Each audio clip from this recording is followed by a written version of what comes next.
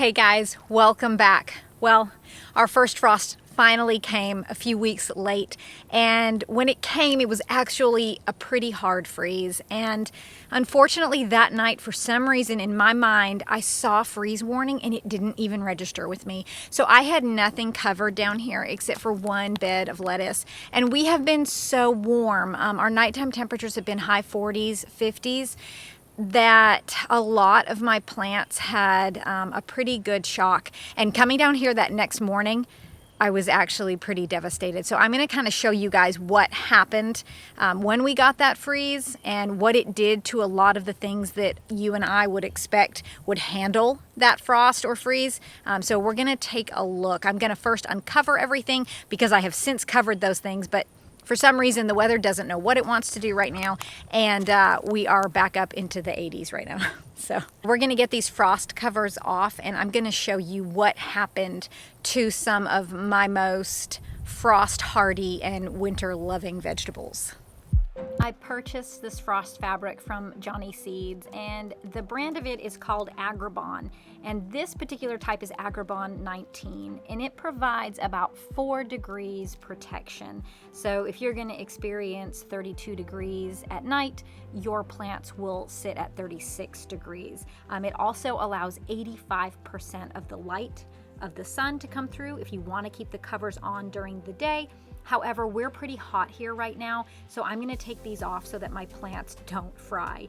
They do have some heavier weight fabrics that are really nice that will actually give you about 8 degrees protection, but they only let about 50% of the light through. But if you're in an area that gets really cold and you need that protection for your winter crops, I would highly suggest it. A roll of this fabric cost me about $115, and that's about a width of 83 inches and the length is 500 feet. So I really love this stuff for helping to protect my crops. Blankets and sheets really never work for me. Let me first start by saying that my garden sits low, so I can get a frost at like 37 or 36 degrees. Now the first night we were forecasted to be at 28, and that is when I got that really hard freeze down here. And then I came down the next day and I covered everything. Some of these things have 2 layers of frost fabric on them, and we were forecasted to get down to 24 that next night. This should give you a good idea of what you can grow in the wintertime and what will be able to withstand those weather conditions, even if they have been used to much warmer temperatures and kind of get into that real kind of a shock, you know, from one night of super cold weather. One of the crops that I was not worried about at all was my parsley. And when I came down that first morning, these were frozen solid all the way down, I mean, to the base. I mean, I even took one of these guys off and it was just, I mean, it was just completely covered in ice, completely solid frozen. And so you can see that the parsley did take a hit, okay, but it looks like it's going to come back. It'll probably most likely be just fine. So that withstood that 28 degrees. Probably down here it got more down to 26 degrees. I do have some leeks here, and they did fine. They were not hurt at all, and they look absolutely fine. You can see that I do have a green pea here, and that's pretty much dead. These are pretty much dead, and these peas died during that second night. So these had no covering on them whatsoever. And it probably got close to 22 degrees down here that second night because I sit a few degrees colder than what the forecast tells us. This is my sage, and that looks just fine, other than the peas lying on it. But that looks perfect. So that totally withstood that frost. My next bed here is carrots, and I have 3 beds of carrots. So this one bed, completely frozen solid, just like the parsley. They look like they're gonna come back. You can see some damage here, you know, on these guys. Like that doesn't look that great, but you know, if you look down towards the base, I mean, they're still standing up, they're still green, so they most likely will come back. This bed of carrots down here did not fare as well as my other beds. You can see here that this guy got a lot of damage. But, I mean, his foliage is still green on top, but these guys look a lot worse than that first bed. Here I have a little bit of cover crop. The cover crop that was started really late and is very low to the ground actually did fine.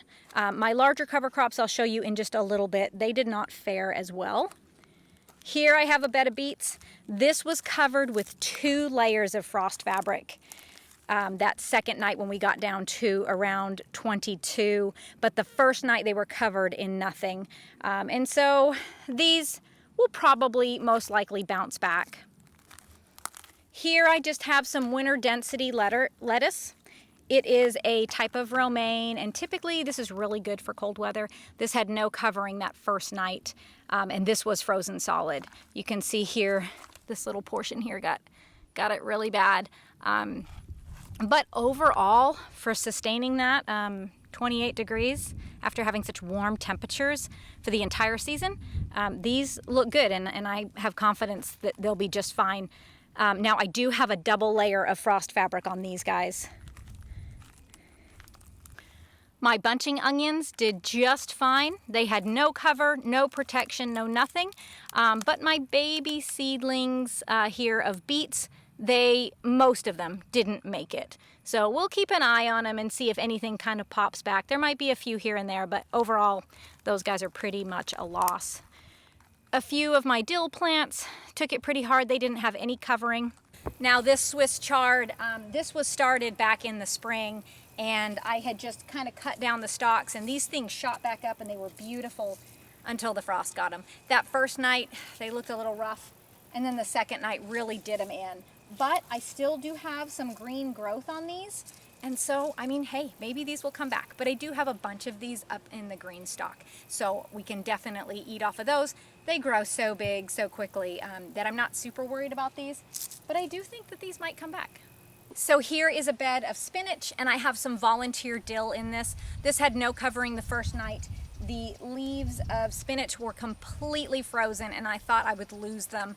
But they actually don't have any damage whatsoever on them, and the dill tolerated it fairly well. Now I did cover this with a double layer of frost fabric that second night, but down to 26, 28 degrees, you can pretty much see that, you know, your stuff will be pretty okay. The dill took it a little bit harder than the spinach did. And I'm going to show you some dill that actually was not covered at all on that 22 degree night that we had down here. Okay, so here's the dill that had no covering whatsoever. This plant fared very well. This guy looks really good. This guy took it pretty hard, so I came through with some scissors and took off everything that I could from him so that I could dry those inside and save that for just some dried herbs, since that was going to die anyways. But this guy will pop back. I have a little bit of chamomile here that was much prettier before the freeze, but it still looks like it is alive. And of course, purple basil is never going to make it in the freeze or frost. That is super frost tender. So this bed here is more of that winter density romaine mix. I did have this covered. This was my only bed that I covered at any point because I didn't want to lose the lettuce. And overall, it looks really good. I don't think it has any damage on it, but like I said, this was completely covered every single one of those cold nights. Now this next bed surprised me. So this was not covered on that first night, but it was covered with a double layer of frost fabric on the second night. It didn't sustain any more damage after the frost fabric was on it on that really, really cold night. But that first night, although a lot of this looks okay, there are some areas of damage. Now this is escarole. This is typically known as a really good winter crop, so I was actually really surprised that I had as much damage on this as I did. But like I said, I mean, we still have a ton of harvestable escarole here, and so I'm not super concerned, but before the freeze, it was just beautiful, and now it just looks a little sad, but it'll be okay. This was one thing that I was pretty sad about. These beets were from a mixed beet seed packet, and I had thrown these in here, and they were just beautiful. The greens were beautiful. If you saw my fall garden tour, you would have seen these when they were just amazing looking. But you can see here, I mean, the beets are still there. They're good. The greens will most likely pop back for me, but they just look really sad. So they'll need a little bit of time to recover. Here's one that probably needs to be harvested. That one's pretty big. There. And it looks like I do have one more bed over here I forgot to uncover. This is another bed of carrots on the opposite side of the raised garden beds. So let's uncover this one really quick. And those look pretty good. They're laid over a little bit, but I really don't see much damage on these guys. Okay, and now for the last spot. I'm going to take you into the in-ground garden. I didn't have anything covered in there either, and I'm going to show you how my mature brassicas did. Those were the things that I started inside back in July, and I started those back in July and then transplanted them out September 1st. And then I also have some that I direct seeded September 1st because I really wanted to see how they would do and how well they would mature if I didn't start them inside. You know, sometimes it's nice to know, like, will it work if I'm late, if I forgot to do this, maybe I didn't get my seeds in time. So I'm always kind of experimenting just to see what is going to work and what won't work. And then I'll keep a note of that in my journal just to refresh my memory for next year. So you learn so much every garden year, even when they're hard lessons. Okay, so let's take a look at what we've got going on. Okay, so this is row number 1 here. This is all cover crop. I'm going to throw some pictures up of what this looked like before the frost. But man, I'm actually surprised. It laid this over and it actually, I want to say, did some of the peas in with that temperature of around 26 to 28, and then the next night was around 22. These things are not supposed to winter kill, more towards 14 degrees, but they took it pretty hard. We're going to take a look at this row in just a little bit. Those are some of those direct sown brassicas. Here's some cover crop that was started really late, and another cover crop row that was started late. They look great. Here's a row that was started back in September. This took it hard as well. The oats, which are sort of the grassy looking plant, they look fine, but the peas, they don't look so great. They're pretty yellowy all the way down to the base of them. So, so they took it kind of hard. Okay, so we just finished with this row here of cover crop. So this row here, I've got some kale, and then I have cabbages all the way down to the end there. And I was actually really surprised. After that second night, this kale got kind of damaged. All of those white spots are freeze damage. And so you can see, I mean, kale is supposed to be one of your hardiest vegetables, and it didn't do as well as I thought it would, although this particular plant here, I'm not sure why, he doesn't have any damage, but these guys do, so that's kind of surprising. Next, I have some Savoy cabbage. That looks fine. Here, some bok choy that I needed to harvest and now has gone to seed. That looks okay. My Napa cabbage didn't do great, although some of the heads are still completely harvestable, so I'll come down later and get those. But you can see this guy, you know, the outside leaves just folded down as they kind of got wilty after that freeze. And yeah, he doesn't look so great. Here is some spinach that I planted. I just direct sowed that, and it's kind of a mess with a lot of weeds in there. And then here is my early Golden Acres cabbage that's ready to harvest. And these guys, although you can see just a smidge of damage on them, they're still fine. You know, the heads were absolutely fine. There was no damage on those, and so I was happy to see that.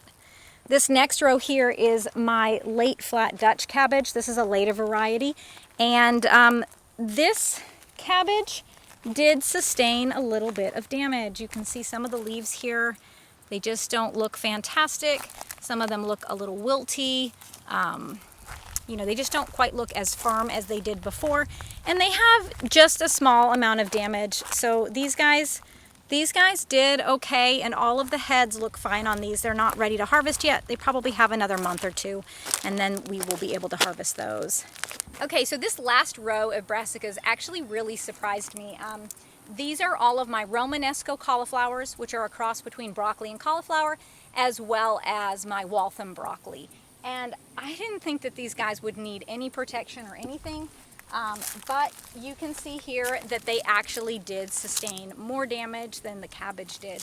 So that was kind of surprising to me. Although a lot of them have not started to head up yet, meaning they're not producing a stalk of broccoli or a head of broccoli yet. And so, so that's good, because really, I mean, we're not consuming the leaves of this. We're just going to be consuming those broccoli heads.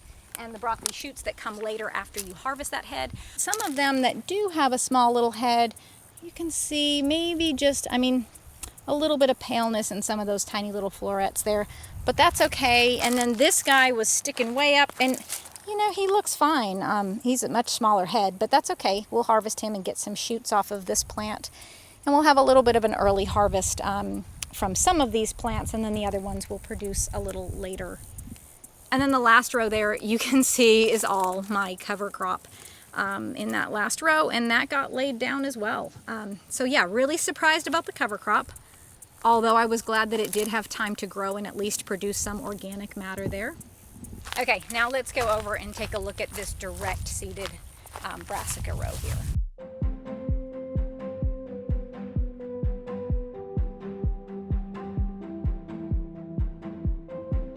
So you can see that this row took it really hard. After that first night, they just looked slightly wilty. I didn't actually see any freeze damage on them.